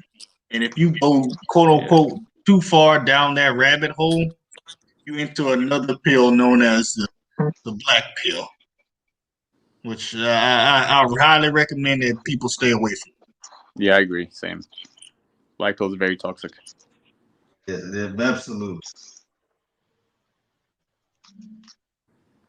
That's usually the incel territory. It is. And even the red pill itself, like when you take it, when you overdose on it, usually like it can make you really nihilistic and negative about things. That's basically all black pill is. Black pill is basically existential nihilism. Basically, you live, you suffer, and then you die. Like instead of red pill, it's basically just like you basically take advantage. You see the truths in society, and you take it with a grain of salt, a shot of whiskey, and a Pop Tart, and you make use of what that is. Yeah, for sure. I mean, I just think, yeah, it was for me. Like I went from blue to purple to red, pretty much. That's kind of how it was for me. Definitely a transition. I think that's basically how the order, in my opinion, should go. You Yeah, live it's it. healthy that way. Mm-hmm. The thing about it is, just don't stay too heavily deep into it. I mean, Like I think it's I not got that. to a point where I was like really fucking like just I was like, man, all women are fucking horrible. Like when I first started taking it and like indulging on it, I was like, fuck, dude, like all these women just they're out to get me. Like I remember thinking all these things. I don't know what that happened to you as well, beginning stages. Bob, how has the red pill helped you in a way? What was that? What's that? How has the red pill helped you in a way? Is that direct to me or Bible? Oh, I was talking the Bible. Yeah. Oh, for me, I get most of my red pill knowledge from the Bible, which has helped me with a lot of self improvement and understanding of the world around me.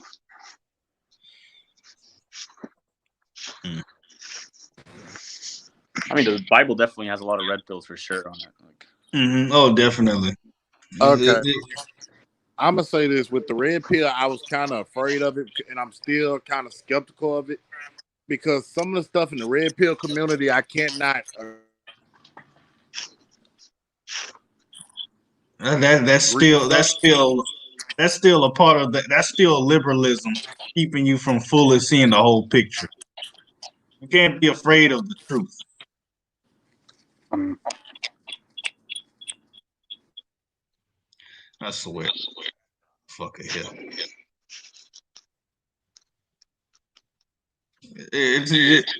Are you gonna? Godfather? Do you have anything? I'm done. I'm gonna have to just.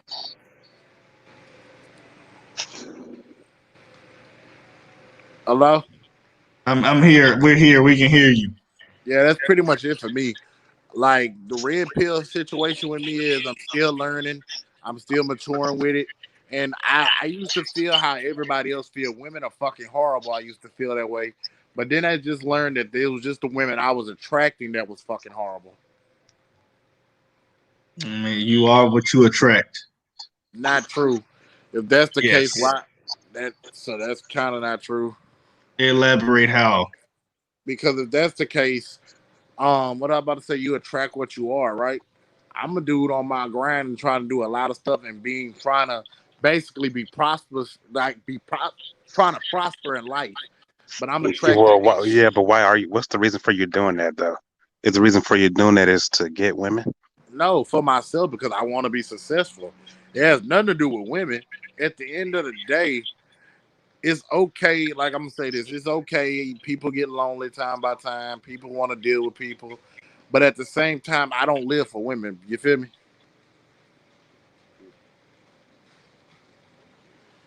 So yeah.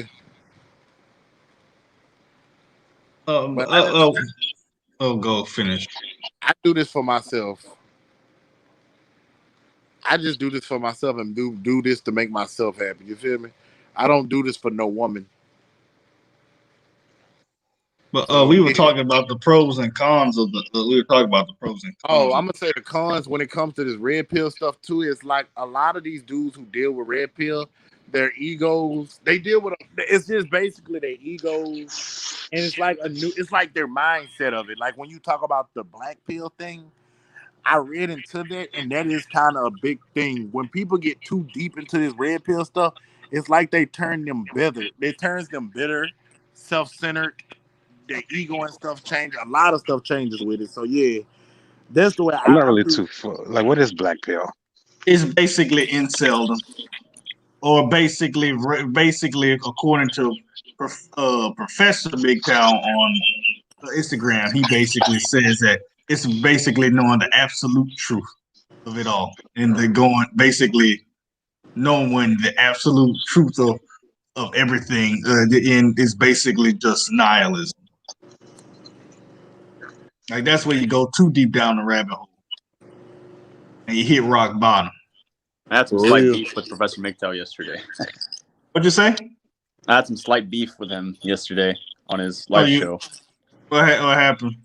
If I mean, you he was just saying like, how like you can just move to like Colombia or like any country and then like, you know, find yourself a wife and like whatever, and like you can get a citizenship and it's fine, and like Nah, that's not it's true. $30,000 a fucking condo, and I'm like, yo, it's not $30,000, it's like over 100K here too. He's like, or he's showing me, yeah, I live here, and then he just, I eventually he just ignored all my comments, and I'm like, all right, whatever, fuck you. Damn, he got super salty that I called him out or something. I don't have anything against that guy. He's cool, It's but like, just man, why ignore me? You know, like I'm just trying to fucking make a conversation out here.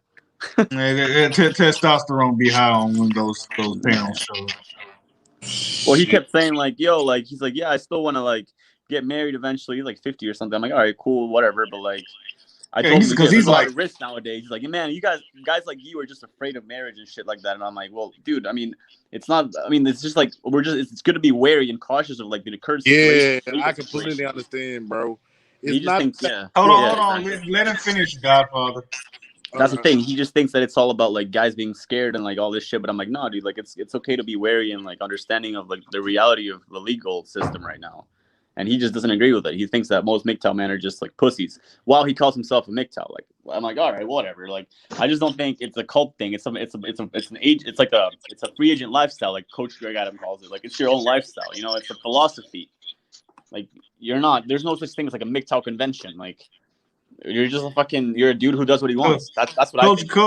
Coach Greg Adams and Kevin Samuels are doing God's work. I love Coach Greg, yeah, for sure. That's the one I really fuck with. But you were saying Godfather? No, I completely agree because a lot of older cats that I talk to, they believe that if you're not, they believe that a lot of young dudes are afraid of marriage. It ain't the fact that I'm afraid of marriage. It's afraid of the legal system and how everything plays out and how everything benefits the woman. Because, like I was explaining to my uncle a few days ago, I said, bro, if you go to court right now and a woman wants half your shit, she will most likely get half your shit. Exactly. And here's the thing that this guy was saying. He said, look, if I go to like any country in fucking South America and like the girl decides to divorce me and I only have like a small condo worth 30K, then she's only going to take 15K from me and I get citizenship. And I said, look, I know a lot of these countries, like in Costa Rica, for instance, I know for a fact that they're going to look at what you have in the States as well and make sure that you provide half of that as well, not just what you have in the country. So he's like he completely disagreed, and he thinks that it's just like what you. And I don't know if any of you guys know about this. Like, I don't know if you guys can add any. You know, do you guys know any about this? Like, if you marry a girl abroad, like, is the government from that country supposed to take your money from what you have in that country, or can they look back to what you have in the States? I'm not sure about that, but I will. No, what was the question? So, say you go to like Asia and you marry a girl there, and then she divorces you, takes half of your shit. Does she take half of your shit of what you have in Asia or the country in Asia, or does she take half of your shit from the States as well? No, she takes half your shit from that country because the value dollar in certain countries, like for instance, let's say hypothetically speaking, I get married to a woman in Mexico. Sure. The peso is only worth like I'm trying to remember the currency value. Yeah. Value to American value is lower. It's lower. So she's only gonna get the Mexican dollar, and she is no longer gonna be considered citizenship. It depends on how. It depends on how long you and that significant person been together. If y'all only been together for like 6 months or 7 months, she does not get citizenship. Y'all Well, have he's to. arguing that he's the one who wants the citizenship. Like he's the one who's trying to rack up citizenships from like Mexico or like other countries that are not the states. Yeah, but the way I right. was reading about it was because I Yeah. was just interested one night. You have to be with that person for at least a year so it More, can be yeah. considered a legal marriage. So if Yeah. him and her only been together for 6 or 7 months, it doesn't last. It doesn't count. I agree. So the way I was reading into it is she only gets whatever in order for her to get anything, y'all have to be together for a year. But she only gets what's valued in that country. That's it. She does not get anything you own in the States. So that's a whole other ballpark. You're gonna have to find a lawyer that can work in the United States and work in that country that person is dealing with. It's a complicated situation. Yeah, that's too much damn money. I might as well just say, hey, let's just forget whoever the fuck we are, and just let's just bone one more time and get the fuck out of each other's lives. Yeah, that's an L that they both will be taking because there's so much money that's involved in that situation. To the It's point even that sounds like even it'd be a hellish nightmare if it was a kid involved. Yeah, it'll be a hellish nightmare. Oh my god, yeah. There's a kid involved. He's so like that's when you're fucked. That's when they can take you in for more, I believe. There's a kid involved, like, and then she's trying to get child support and all that shit. No, if there's a kid involved, then you're fucked. Because then now, you're fucked, yeah.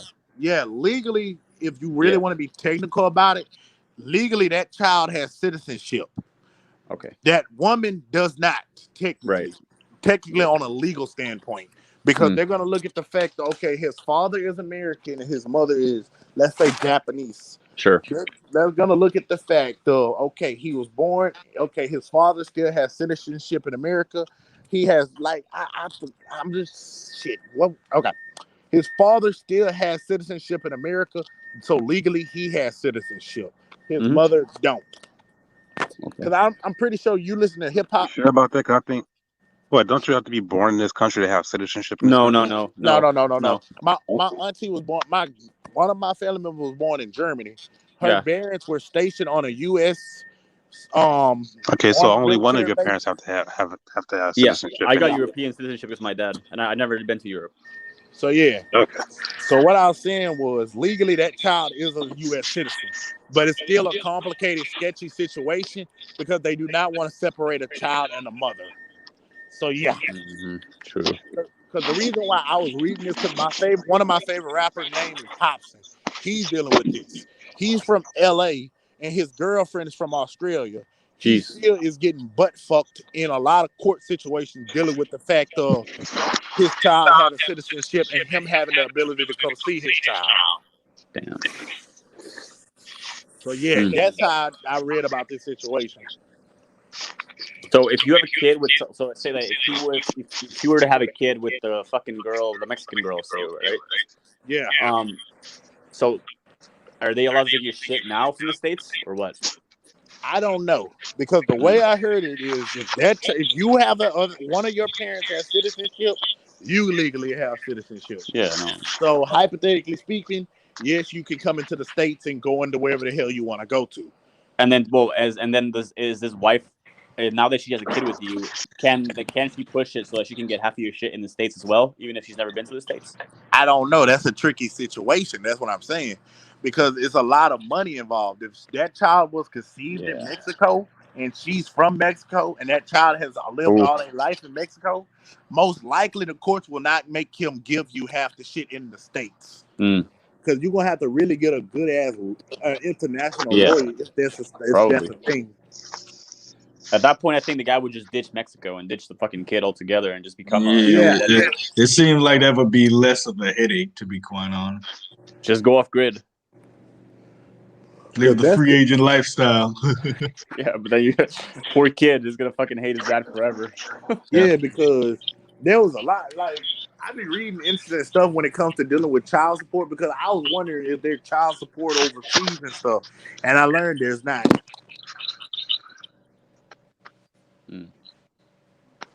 There is no child support overseas. Oh wow! Really? I mean, what do you mean? Like, I mean, we have child support here in Costa Rica.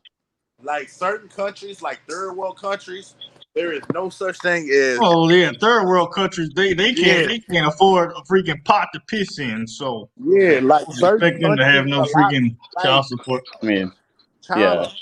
China, I heard there's a limit on how many kids you can have. So, I can understand why child support wouldn't be pugnant in that country, considering that they only try to keep at least one child per couple. because I'm like, I was reading about because I was just interested because there was like certain countries do not believe in child support. That they do, Interesting. but they do believe like it's just some weird shit. They believe that a man can leave. Well, I mean, here, if you don't pay your alimony fees, you go to jail right away. Yeah, Well, but shit.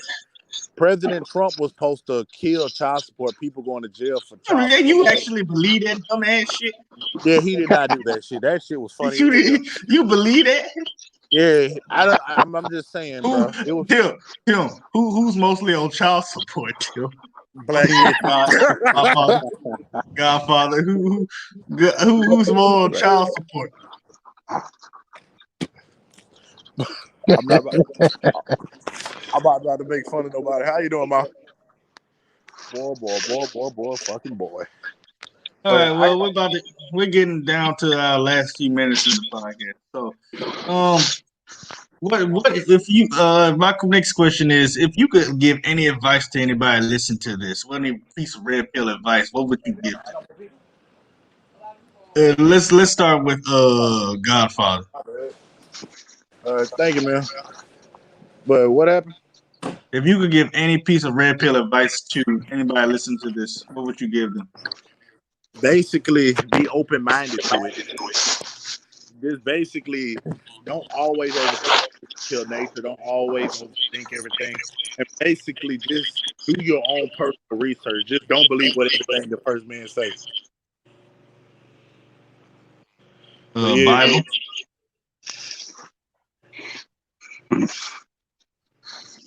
For me, I know a lot of people not gonna do it, but for me, I always say the Bible is the most red pill book in the world. You're gonna learn a lot from it, but I know a lot of people not gonna read it anyway. Mr. McCall, what piece of red pill advice could you give to anybody listening? Well,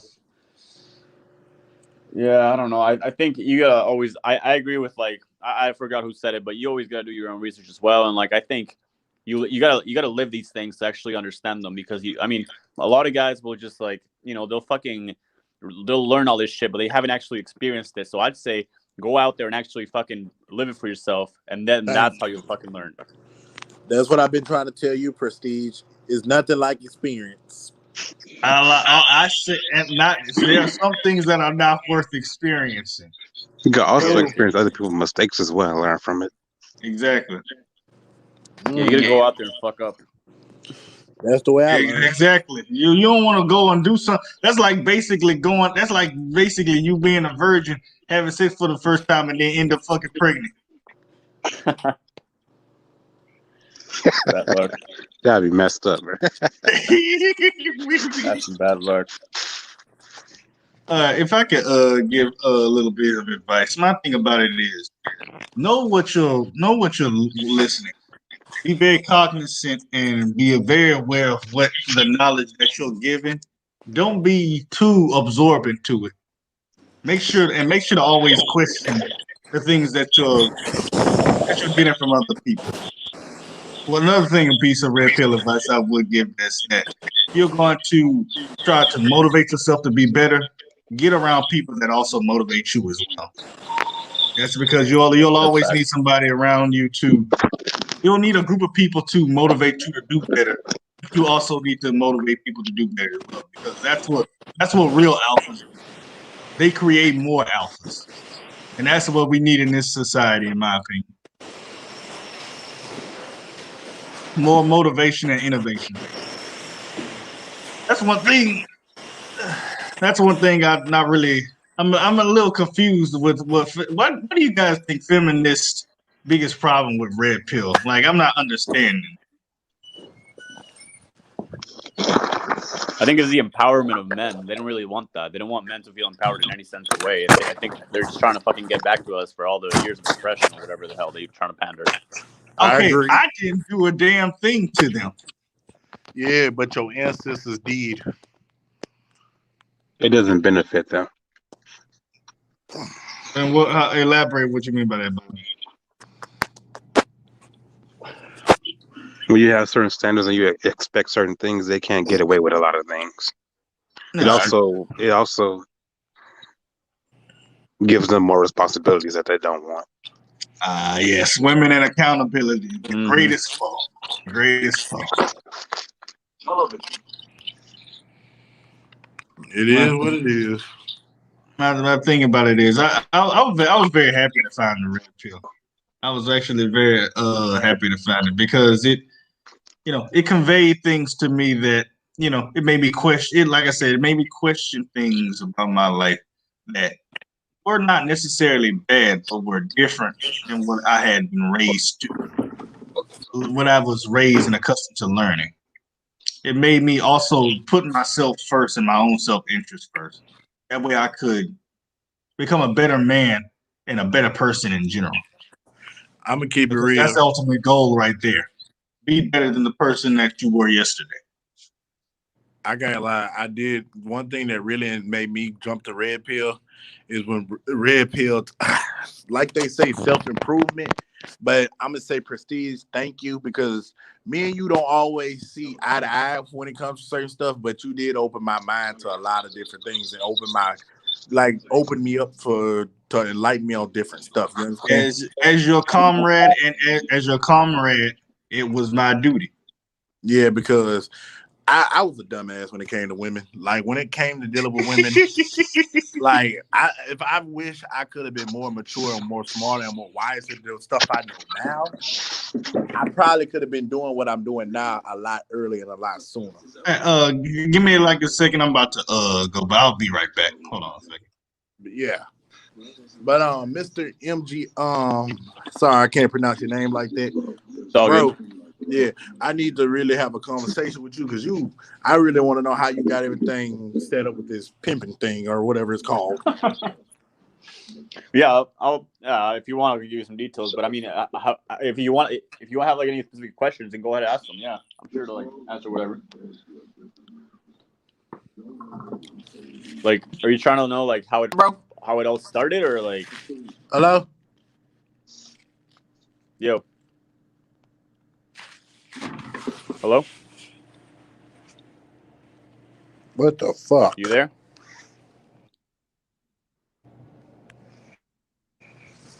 I'm back. What I miss? Well, I think Godfather's trying to ask me a question about like the origins of my business, but I mean, I told him. I swear, that boy is not gonna make you a porn star. Stop. He's curious. Hey, if you can do it, hey, go for it, man. I've never done any nudity, like nothing like that. Well, it's a growing industry. Yeah, it's fetish.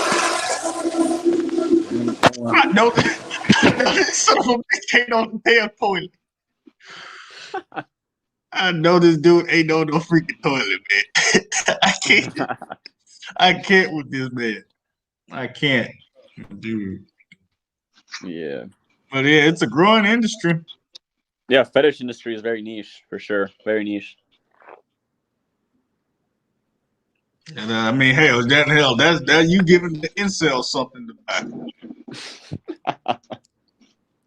Man, I'm telling you, a lot of these dudes blow there's one guy who blew $500 in one of my fucking like one day, my products. If I could ask, what exactly did he buy? He bought a face sitting package, like videos. So these dudes will fucking watch me pretty much like get sat on by girls, and they'll get off to it. It's kind of sad. Oh, wow. I mean, that's porn for you, right? It's a minor scale of it, but it's kind of like saying, well, somebody bought Johnny Sins' fucking video, you know? Like, you watch Johnny Sins fucking someone else. You're not fucking the person. And that's kind of sad if you, I mean, that's the thing with porn. It is kind of sad if you think about it. But I Yeah, mean, we yeah, all kind of like watch some sort of it. So like, yeah. You but basically watching somebody else. do You whatever. basically Yeah. it's there's some. I literally said somebody says if you watch the porn, if you jerk off the porn, you're actually gay because you fucking yourself. You're fucking another dude. Pretty much. Yeah. That's a huge industry though. Mm-hmm. It's just very risky too, because I'm subject to like any fucking allegation at any time because I work with so many women. One of them Mm-hmm. can say whatever the hell, but see, like I always make sure they're comfortable. I make Mm-hmm. sure they sign a contract. I make sure they know that I'm never gonna give away their information, and they're always happy because I don't really do. I treat them really well, and I always give them feedback and shit, and they respect me. And I don't to this day I haven't had any issues, So How long they're have you been doing no this? boyfriends, no nothing. I've been doing How this. I long? mean, well, legally for 2 years, but illegal, like just like doing it with my ex girlfriend, different other girls. Like I'd say it's almost been 10 years now, 9 to 10 years, yeah. Like just the whole fetish thing. Since I first started with the idea, I was 16 or 17 years old when I first started. 27 now. Yeah, you're fully grown Jeff Bezos. I mean, it's been a long Bezos. time, man. Gotta perfect the technique, man. Perfect You the technique. perfect the technique, and like I said, it's pretty much a script. You pretty much, I mean, when you talk to these chicks, man, they're all like one woman. It's like the same woman but different body, bro. You say the same things to all the women, like to all of them, and it causes the same reaction in all their brains. It's so predictable, and that's kind of how game works. When you pick up girls, it's the same thing. It's like a proven strategy that sort of works, but I mean, sometimes it doesn't, right? Same with this thing. When I pitch it to some girls, they disagree with it, and I'm okay with that. But when they're okay, once they're already sold, I mean, it's kind of like the same thing. They want to fuck you. If you're looking at it from the game perspective, right? You can fuck them, you can go all the way. Or if you're trying to convert them into a model, then once they're already interested, you can pretty much do that and with 100% efficacy rate. Yeah. So yeah, that's kind of how it works. Right. Yeah. Oh yeah. Going back a little bit into the black pill Bible. You still there? Yeah. Yeah. If you want to understand, yeah, that's basically like the dudes who basically believe that if you don't have looks, money, or status, then no woman will ever want to be with you. Yeah, that's bullshit. Yeah. Man, you got motherfuckers like what's his name? What's his fucking name? Kodak Black. You guys know what Kodak Black. Oh yeah. You guys know what Kodak Black look like, yeah. Or Flavor Flav. Like you know what that dude look like. And they think that if you look like Booger Face, you See, but can't get. that's where the insults can argue with you because they can say those guys have status because they're famous and they have a point there. But I've seen dudes who have no money, no looks, no height, no nothing, but they got a fucking good attitude and they got fucking like a lot of balls to talk to the girls and they have confidence, Yeah, I've seen it because I've seen right? guys that look worse than me pull decent ass girl. So Because they got confidence, bro. That's what mhm. the fucking black pill dudes won't even fucking accept. Yes, being tall, being attractive, It having helps. money, It it does help. helps. It It does, yeah. helps. But But like, it's not a you're one confident. You're confident. indicator. Also, if you got game, dude, because you can be confident, but if you know how to like make them fucking laugh all the fucking time, bro, you're in. You're fucking in.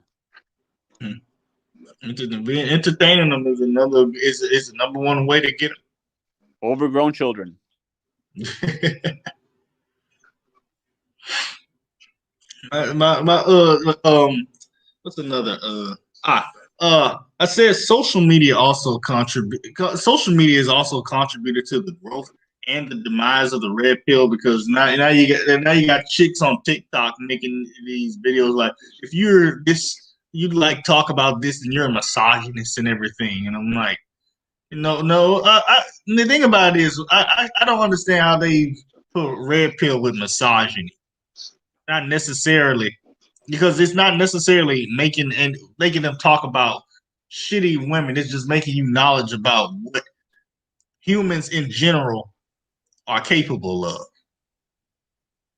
You know. Yeah, I agree. I mean, they think anybody who disagrees with them is hating them. That's why they throw away that fucking term like misogyny. Like, no, I just don't agree with you. That's not meaning I hate you. This is what hyper liberalism does. It makes people quit. It basically says that anybody who has a different viewpoint is a flawed individual. And that's super dangerous too, because that can go political and that can go like Marxist and cancel. And like we're facing what we're facing now. If you talk about, I don't want to get the vaccine, I don't want to fucking get the vaccine passport, I don't want to get tested, then you're fucking canceled. Like, and then dude, they try these communist Marxist strategies and they're fucking happening, dude.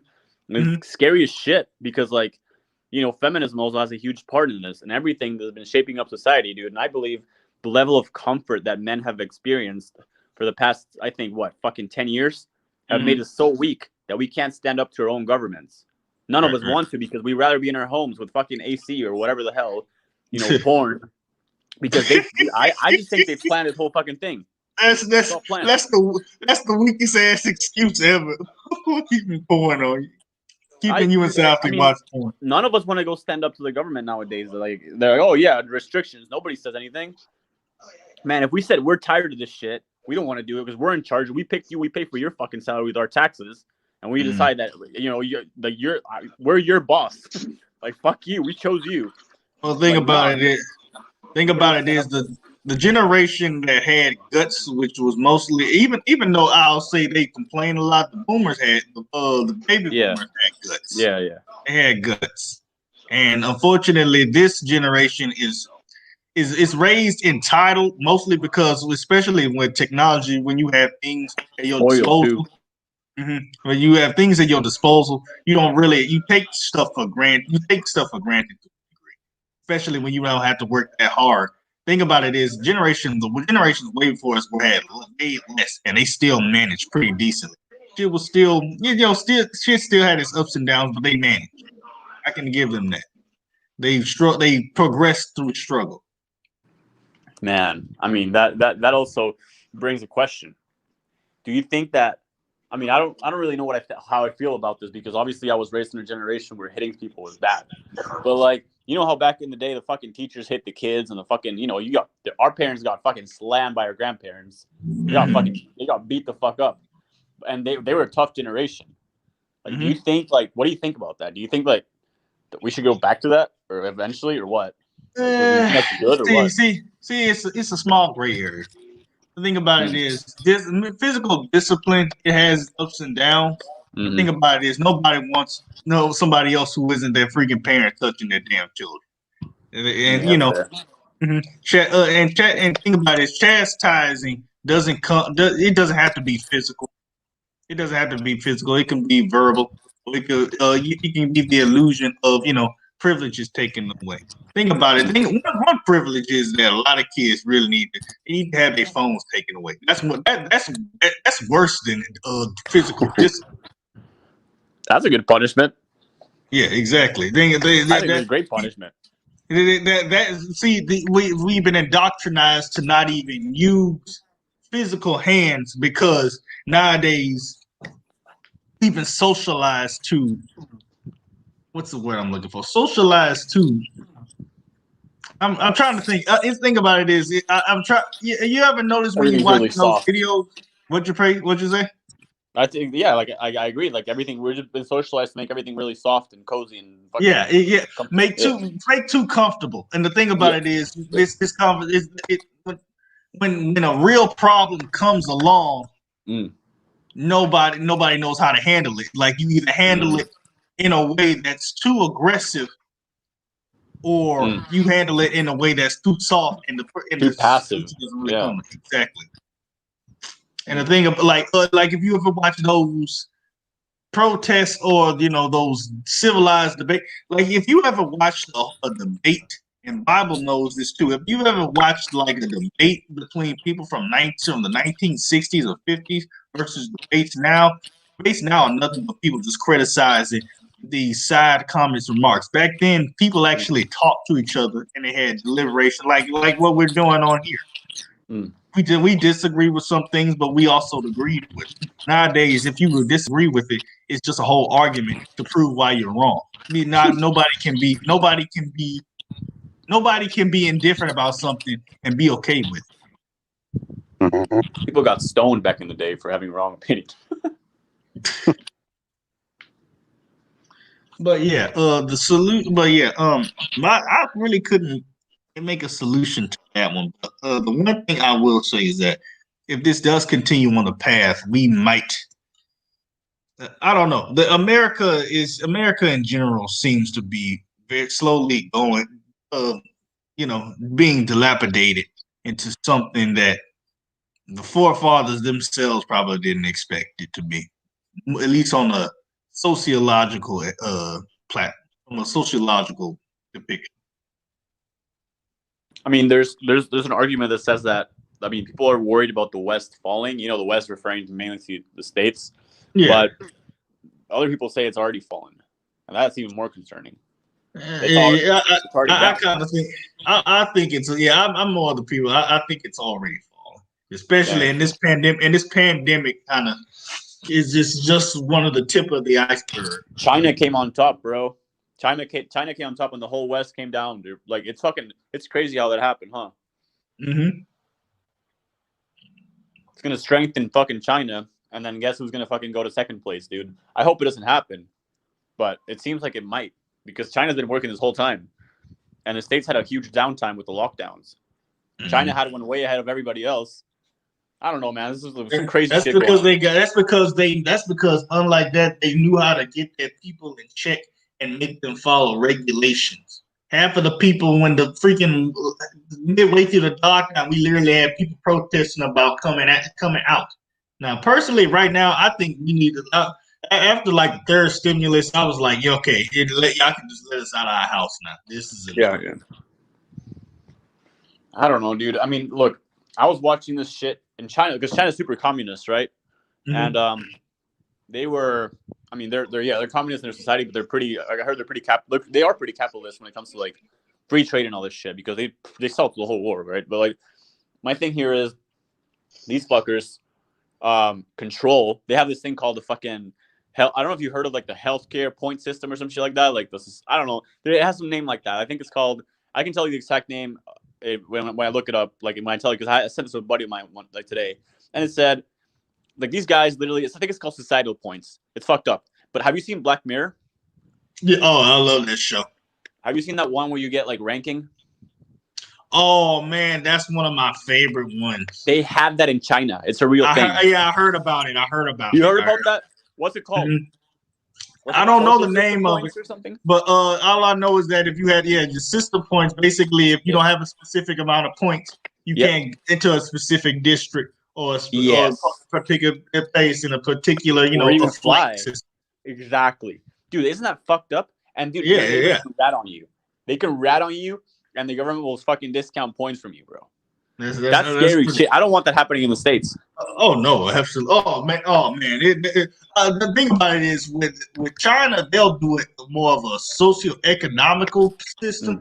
With America, they will do it with everything, not just economics, finances. They will do it with courts, politics, school systems, stuff like that. And the thing about it is, a lot of people are not going to be happy.